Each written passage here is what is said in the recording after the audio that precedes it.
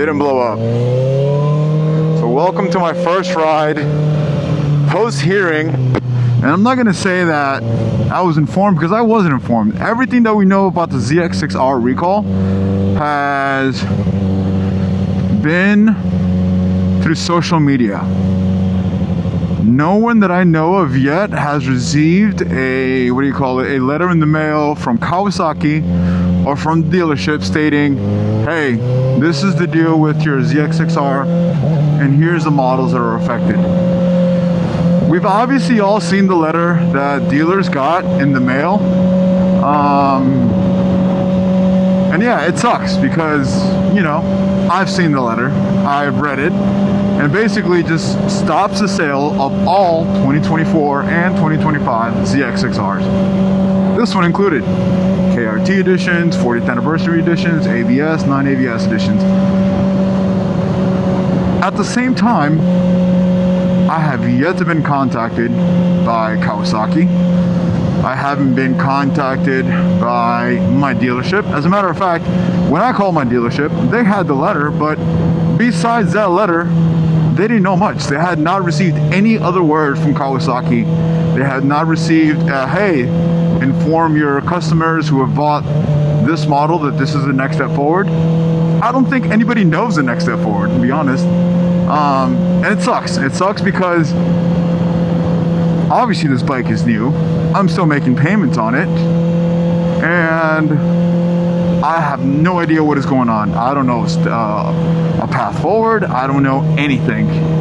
What makes it frustrating is that Kawasaki, which should be responsible for notifying the dealer, and you know, if you follow the chain, the dealer contacted me, should be the one filling out the next steps of here's what the fix is, or here's what we want you to do, but none. And I think it's been, I would say, a week or a little bit more than a week since the first letter was published on social media.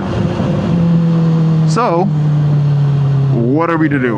Well, I thought about it, and as you can see, I'm at 8,000 miles on my bike. I've had no issues, and that's not to say that I won't have an issue, you know, the next mile or from here to this stop sign or stoplight. I'm not saying that, but I've had no issue. And the way recalls work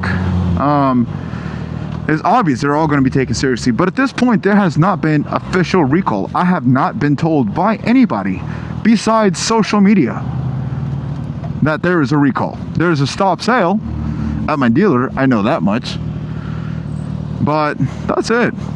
And it sucks because it's the summer. I live in South Carolina.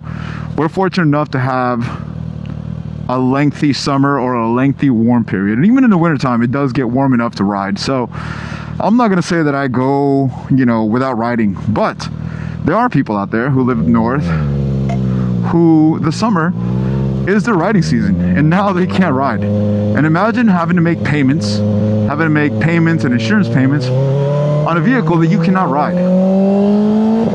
I mean, yeah, I'd be fucking pissed. I'm telling you right now. And I'm a little angry. I am.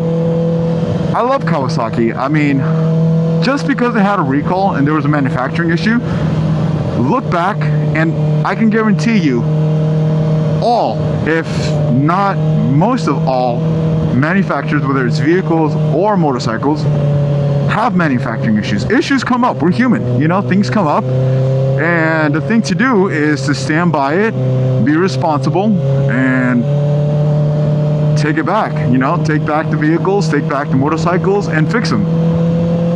I still haven't heard anything, and that's what makes this really, really, really, really frustrating. Not a single word, nothing. I think at this point, I would have loved to have seen an email from Kawasaki. I know I registered my bike when I first bought it, and I think most people do because of this, right? I can tell you that other cars that I have bought in the past have not been registered, but because of my VIN number, when there have been recalls, for like example, my infotainment screen, I was like, whoa, okay, this is being recalled, or it's been told once I have an issue, go and get it fixed for free. So, you know, with all that said, you would think that I would at least received an email from Kawasaki. An email literally takes minutes. somebody in the HR or the technical department comes up with a solution, even if it's a temporary one, and just mass emails everybody. A mass email does not take long. For a company the size of Kawasaki, this is something that I look at them to be able to do pretty easily, you know? And I'm kind of disappointed that I haven't. Now, with all that said, riding a bike inherently is dangerous, right?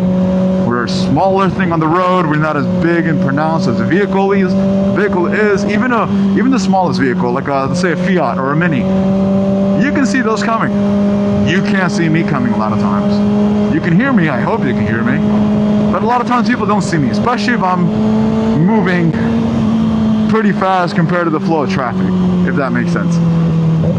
People don't expect sometimes a bike to be in their lane so fast, and a lot of people don't have experience with bikes, and that's why a lot of accidents happen. Obviously, you know, there's driver error on both parts and things like that, but it's inherently dangerous, and it is dangerous to ride a motorcycle, especially if the engine explodes on you. But with that being said, if it is such a catastrophic failure where the vehicle will inherently break up, fall, damage caused to the engine and other components, and to the rider, you can replace a motorcycle. I have insurance. If I crash my bike, I pay my deductible, I get a repair, or I get a new bike. You can't repair life. So, where you at, Kawasaki? You know, and this is my sense on this. I could be wrong. I'm gonna be somewhat cautious, right? I'm not gonna go out and rev bomb my bike. I'm gonna avoid, you know, anything that takes my bike up to certain speed limits or up to certain RPMs, just to make sure that I'm safe, right? I don't want to take a tumble off of this thing. I don't want to crash at 70, 80, 100 miles an hour. No, I like my bones. I like my skin, you know? I want to keep those intact.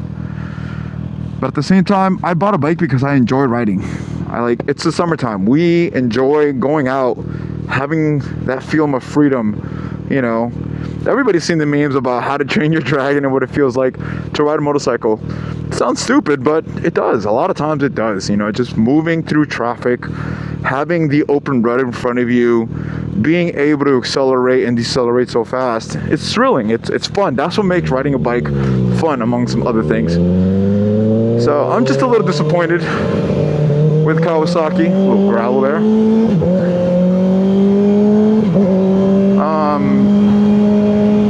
So I just hope they come up with a solution fast.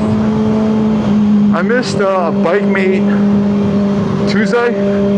I was kind of cautious. I was kind of on the ropes of whether I should go or not. And I thought to myself, you know what? I've ridden this thing for 8,000 miles.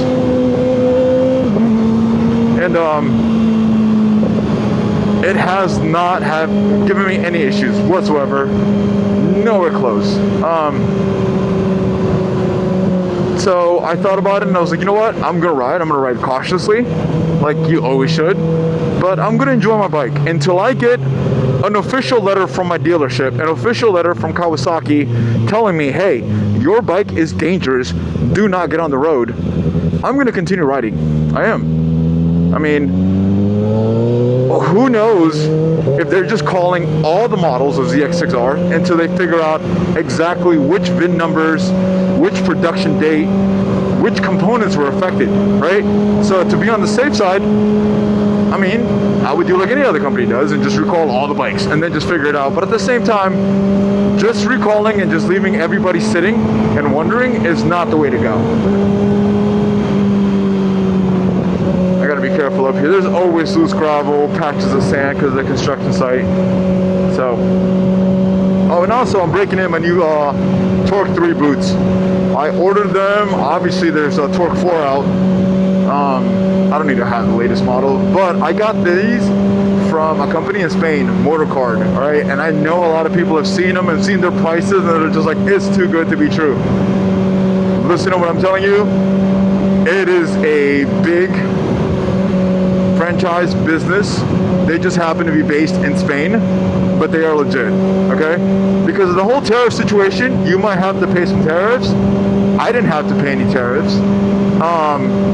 But I can tell you that I got these boots before shipping under $200. And these are the Torque 3s. I mean, can you tell? Brand new, so I'm still kind of breaking them in. I walked around them a little bit, just kind of give them that crease, you know, but new boots that I'm breaking in. Anyways, that's my 2 cents on the ZX6R recall.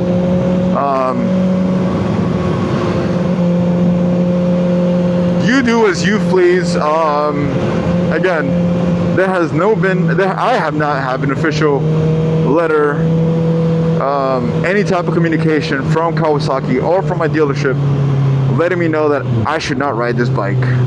We've all heard it from social media. Everybody's seen the letter that was emailed or sent to the dealers, but even so, that my dealer has not contacted me. Kawasaki has not contacted me, so I'm gonna keep riding my investment. I'm gonna do it responsibly. I'm gonna do it safe. It's a highway to my left.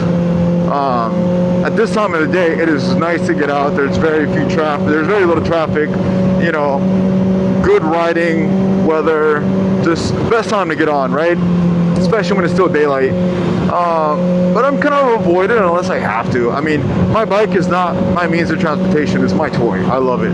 I will take it, and I will use it for transportation just because I enjoy riding it. But I do have a car, which is not as enjoyable, obvious as bike.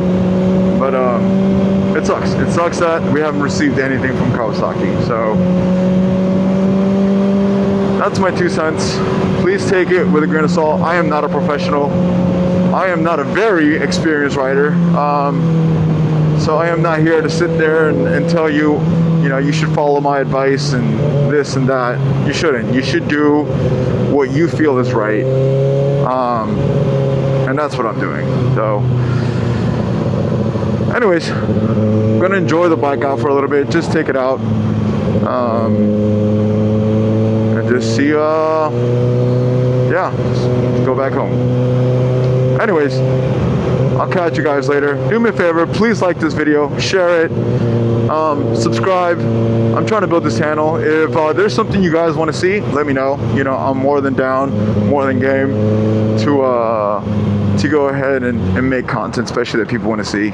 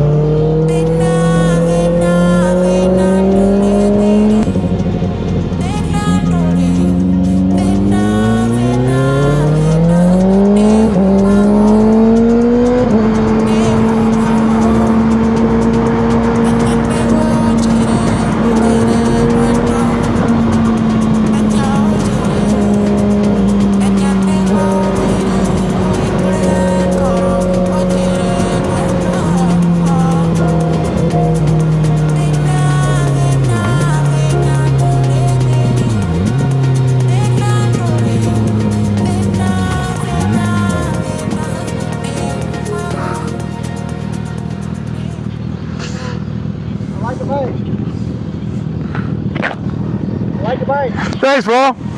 Appreciate it. Hell yeah.